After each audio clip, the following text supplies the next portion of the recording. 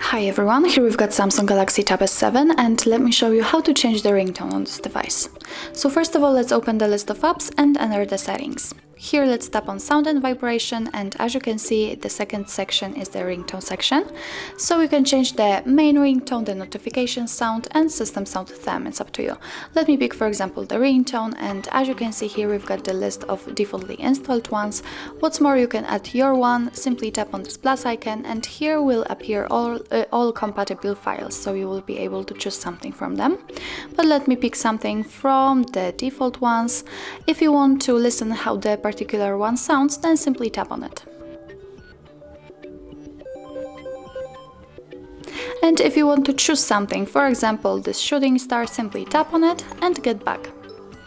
And as you can see, it immediately appears under the ringtone, so it means that from now on your device will use the chosen ringtone. The same situation will be, for example, for notification sound, simply tap on it.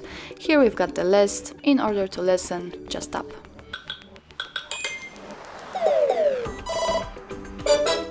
And if you are ready to choose something, just tap on it and click on Get Back. As you can see, it is also immediately applied.